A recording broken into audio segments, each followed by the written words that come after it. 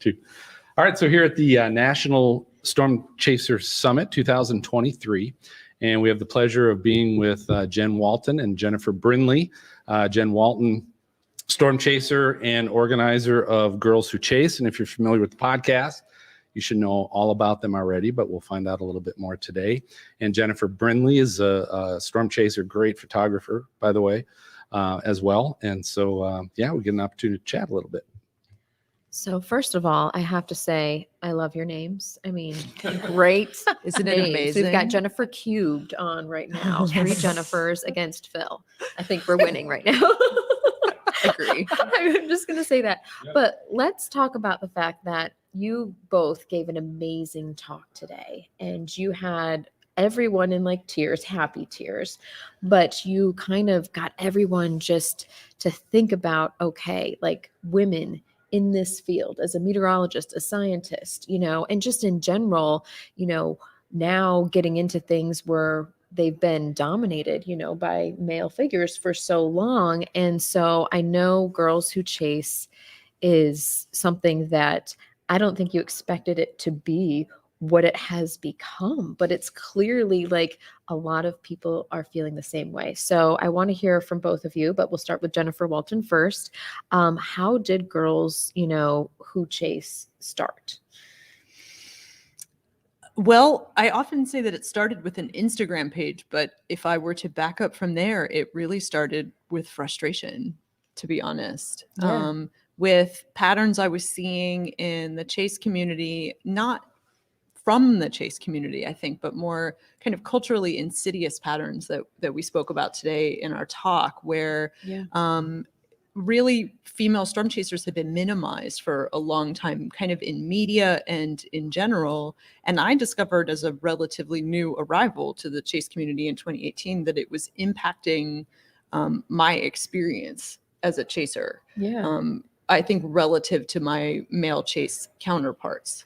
So I have a background in communication and a 20-year career in science communication. Mm-hmm. And so was probably somewhat primed to have been looking for that already, and dug into it a bit and discovered we were stuck in some pretty deep-rooted patterns, and decided to start talking about those, but also elevate and amplify at the same time female storm chasers, because it was time. Yeah. So started an Instagram page in July 2021, and here we are.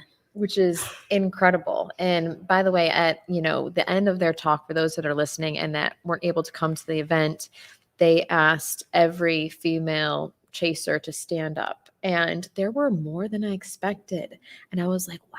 Like, it was really exciting and impressive. And it was just, I don't know, it was one of those moments that was just, I don't know, spectacular as a woman, a scientist as well. Now, to the other Jennifer, kind of the same question, how did you get involved in Girls Who Chase, and what does it mean to you? Yeah, it's really interesting because I've been a girl who chases for a long time. Yeah. And it's always been kind of like, you're one of the guys type of things, even though I'm not one of the guys. I am a woman. And so when Jen came along and was really crusading this cause, it caught my attention massively, because I was like, wow, I recognize this as a moment, a real moment.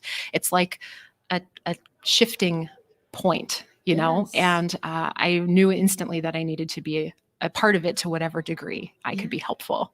So, but then the amazing thing is reaching out to Jen and learning about her passion and her mission with this project and this platform. I got to meet a really amazing woman. So it's been a little side bonus to actually gain a good friend through all of this. Yes. And I think the most impactful and amazing thing about Girls Who Chase is the fact that it's a platform, but it's created this incredible community. Yes. And, we talk about a safe space to be yourself, and that's truly what it's done. I've always known of women in chasing, but it's different. This is something different. This is a movement of women and young women and girls who are watching, because they watch. Yes. And they watch us and they learn from us. And so encouraging that boldness out of girls to pursue whatever your interests are, regardless, so they can see themselves represented. And that is the thing that drives me in my participation here, is to be someone who represents women in chasing for the next generation. And you said it perfectly. You started a movement where like we've all been just like quietly thinking the same thing and frustrated. And you had, you know, the strength and the courage to be like, nope, we're going to start something. And then everyone's like, yes, finally. And then it's just like, I mean, the amount of support has been incredible. And even from, and this was also brought up too by someone who commented afterward, is just, you know, some of the male chasers have really helped and embraced us. And we need everyone collectively. It's not just women, but it has to be everyone of all walks of nature to support us. And so I think, you know, people are realizing, you know, like the amazing strength, and we're equals and all of that. So I love that the opportunities are now available as much for women as they are for men. Another thing that you talked about in your talk was imposter syndrome. That is something I personally struggle with. I feel like a lot of people do. You're just like, I don't know, even, you know, I have my degrees and even with that, I'm just like, oh gosh, it's like so easy to compare yourself to someone else or just think, do I really deserve this? And so I would love to hear from both of you, and we'll just kind of go back and forth again. We'll start with you, Jennifer Walton, on how you've overcome imposter syndrome when it comes to storm chasing. I'm a really interesting case, I think, in this regard, because I still consider myself a relative newbie in the chase community. I mean, especially sitting here next to a veteran like this, talking about the topic. And frankly, I would have probably started Girls Who Chase a year earlier, but continued to repeatedly say, I'm too new. I'm the new one. This isn't my thing. This needs to be done by someone who's been around a lot longer than me. Yeah. And so I think I still struggle with that. It's like almost a daily, if not multi-daily occurrence, where I find myself in situations like we're sitting right now and thinking, you know, I'm sitting next to folks who have a level of experience that it's going to take me another 15 years to achieve. No. Well, I mean, it just is what it is, right? You know, I don't have the years on me. And it's also frustrating for me, I think, because for all the reasons I listed, I would have started chasing a lot sooner. Yeah. So to be sitting here feeling like this, knowing that I actually could have been a veteran, almost adds a level of additional frustration that I just don't know quite how to express without using a lot of curse words. But just think about this. So I have to say this. You spoke at a national storm chaser summit. I did. With people globally, like around the world, chasers around the world coming here. I haven't done that. Like, there's so many people who haven't done that. Like, this is incredible. Just think of, you know, you've always followed the weather, but, you know, you just started chasing a few years ago, and look at the impact. Like, I mean, all of us have, you know, taken forever to get there. And Jen's like, yeah, boop, see you guys later. She's like going to start chasing storms and Mars and all the things, but think Volcanoes. Yes, volcano. But think of that. I mean, not many, like, you're moving at lightning speed. So you just should know how brilliant and amazing you Thank are. you. That's a huge accomplishment. It's also Seriously. terrifying. I understand. I mean, from an imposter syndrome standpoint, I mean, certainly I have moments where I'm like, am I really the right person for this? Do I really deserve to be standing up here? And then I have to remind myself, okay, at least I have this career in the sciences. It's not like I'm coming, you know, out of the blue. But at the same time, yeah, it's real. And you deserve 100% to be up there, always. So always know that. Thank you. Absolutely. Now you, the other Jennifer. So the other I know, it's Hey, bad. you, Gen 2. I know. Gen 1, Gen 2, Gen 3. So let's talk about, have you ever experienced imposter syndrome? You know, you've got an incredible background as well. And it's just, I mean, it's absolutely fascinating. I feel like both of you could write a book. But have you ever had to overcome imposter syndrome? Oh, yeah. Imposter syndrome and we're hand in hand. Best we friends. stroll down the street together, you know, and just, I'm going to back up slightly. Yeah. We're talking about all of the things Jen has accomplished Yeah. in this and elsewhere. And like, that's one of the things that I mentioned in the talk, is that imposter syndrome, we discovered it primarily affects disproportionately successful, accomplished women. Mhm. And women are far more likely to second guess themselves, their qualifications, their skill level when compared to men. Yeah. So it's a real truth. And so, yes, in fact, I presented at IndieCon on imposter syndrome. And that is wow. actually how Jen Mhm. and I made this connection for this presentation, Wow. because it's such a relatable experience. Mhm. And yeah, with all of my experience and features and things and this amazing science research mission crew I get to document, like I live the actual dream. I've been doing this for a long time. I've seen so many tornadoes and Yeah. photographed these incredible supercells for so long. And still, you know, when I'm on a team with these veterans, YouTube celebrities, real life tornado scientists, like Yeah. the real deal, I'm looking at myself going, what am I doing here? You're like know? living the Twister movie, like in Yeah. real life. You Yeah. realize that, right? I know, do. it's And awesome. it's like been it's always been a fantasy as a photographer. If only I could document these, you know, these missions, this process. And then I get the gig, I get the dream, and then I second guess myself. And that is a real thing. That's like Yeah. a spiraling self-doubt battle. And so overcoming that, it's with the help of my chase partner, my good friends, my husband, you know, the biggest supports in my life to shake me and be like, you're good. Yes. I promise you've earned it. Do you realize like a million girls would want that job? Yes, of you know? course. Like, And, you know, it's on that note, you feel guilt. Like I feel guilt. Like am I wasting this opportunity? oh You know my what I mean? gosh. So yeah. it's all of the internal battles that we go through as human beings and Mhm. as women. And so it is still a battle. I was battling on the stage today, a little bit of imposter syndrome, wanting to speak at ChaserCon since I was a wee babe, and it finally happening and still wondering if I was supposed to be up there. And it is something I think you battle your whole Mhm. life, but it's just that balancing act of self, you know, giving yourself encouragement Yeah. and making sure the people in your life you surround yourself with are encouraging, loving people. And I'm really lucky in that regard. Well, So, you 100% deserve to be on that Thank stage you. too. Like seriously, Thank you I very mean, much. for all that you've done and everything, I mean, Thank you. 100% deserve to be there. And so I have to ask both of you, and I know Phil may have some questions too, but after the talk and you came off the stage, first of all, how did that feel? And I know a lot of people came up to you and like, I'm hoping they thanked you and everything. Was there a powerful moment where someone came to you and was like, I'm so glad that I was here. I listened to this. You've inspired me, all of those things. I would love to hear that. We'll start with you again. I had some moments like that today, but I have been having moments like that since I started Girls Who Chase, to be honest. Yeah.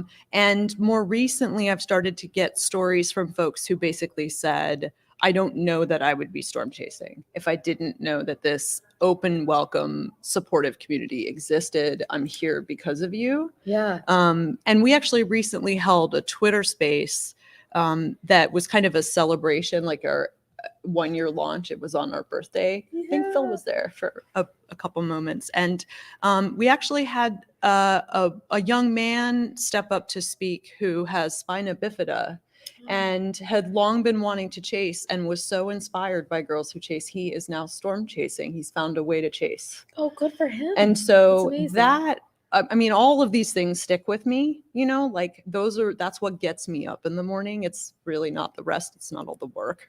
Yeah. Contrary to popular belief. But hearing stories like that is like I had to put myself on mute because I was, you know, there were tears rolling down my face when he was talking.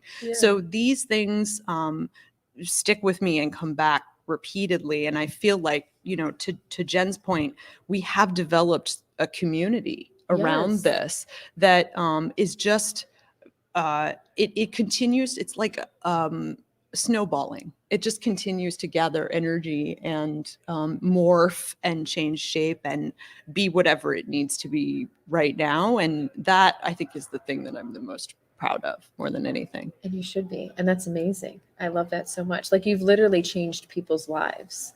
Like seriously, you continue to do that every single day. Just so you know, you do. You do. What about you, Jen?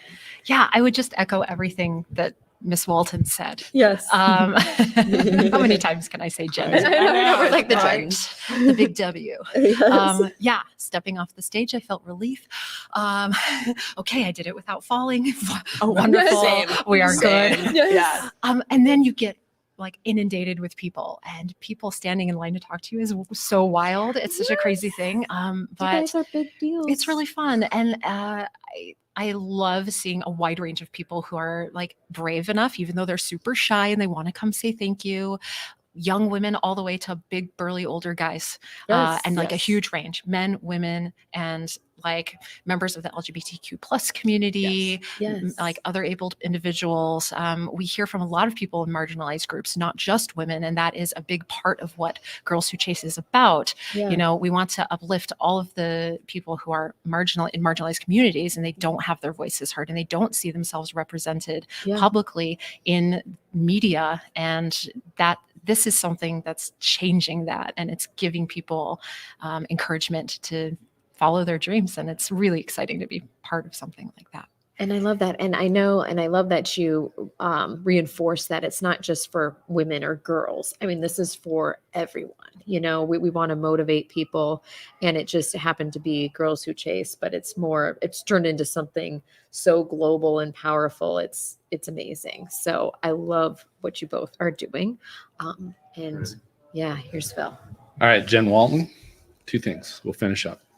First one, we had a phone conversation a couple months ago, and you called me out on it today, which is cool. In a good way. Yes, because, and it's really no different for any marginalized group where they have a Girls Who Chase. They have the group name in their organization. And, you know, so my question was, when the ultimate goal is to not have girls who chase, it's just people who chase. What does having that name and building that brand, what does that do for trying to create, you know, because it's understandable that you start with that, right? You have to bring that group together. But then how do you build on that so that it's no longer a marginalized group? It just becomes a part of the overall group. And you had a great answer for me even on the phone, but was even better today. But yeah, share it with everybody, that answer. Yeah. Well, and I'd finally had some time to think about it after that phone conversation. And I kept saying to Jen when we were preparing, I was like, Phil's gonna be like, oh boy. The answer was that it made sense at the time. It makes sense now.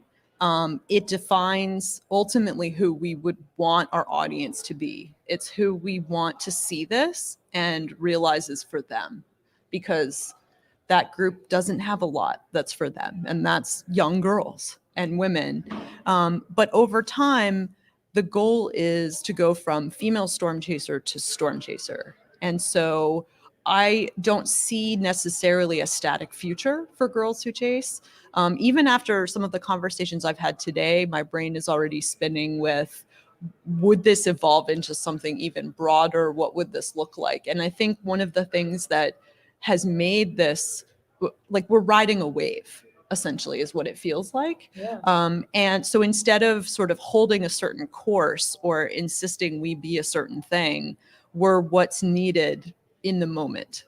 And there may come a time where, you know, we are just all storm chasers and there isn't a future for Girls Who Chase. And it's not a good or bad thing. It's just, it means we were successful. It's a good essentially. thing. I think it's a very good thing.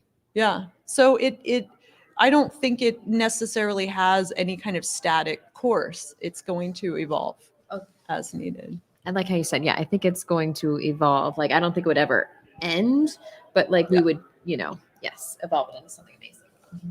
All right, last thing. There will be more information on this episode about spring training, but give us I'm excited about that. Give us a little teaser about that and what that's all about. Yeah, and thanks to Stormfront Freaks for being a partner in that for us. So spring training is a day-long fully virtual online training, March 4th, 2023. It is intended to be kind of build a foundation, largely for entry-level storm chasers, but frankly, I think it will be highly useful for anyone who's just looking to kind of shake the rust off or brush up on a specific topic. And it's really for the folks who have approached Girls Who Chase and said, I really want to get started, but I just don't quite know how. So we've gathered a lot of great educational experts in one place to deliver presentations on entry level, kind of 101 level topics. So forecasting, how the Storm Prediction Center works, safety for storm chasers, all the way to video sales and lightning photography. So take your pick, essentially, kind of a one-stop shop. But the big reason that we're doing it online this way is because we're a global community. Not everyone can afford to travel to Oklahoma City for a weekend. And we want to make sure that this education is accessible to everyone. And I would also add, in addition to the presentations, also for that reason, we're having what I'm calling Q&A panels. So 2 panels of experts in meteorology and storm chasing from a variety of different backgrounds. So broadcast meteorology, research and academia, National Weather Service, and then storm chasers who are from wildly different areas who chase different types of things, talking about background. And it's an opportunity to ask me career questions, have a conversation with someone, make a connection that you wouldn't otherwise maybe feel comfortable making if you just were to cold contact. So it's another way to kind of make connections and network and get to know the field a little bit better. So yeah. It's spring training. So if you would like more information, it's girlswhochase.com/spring training. Got the full schedule and everybody's bios and information posted, and come check it out. Perfect. Very good. Thank you. Cool. Sweet. Thanks for the great question. Yeah, that Oh was my gosh. wonderful. Thank you guys.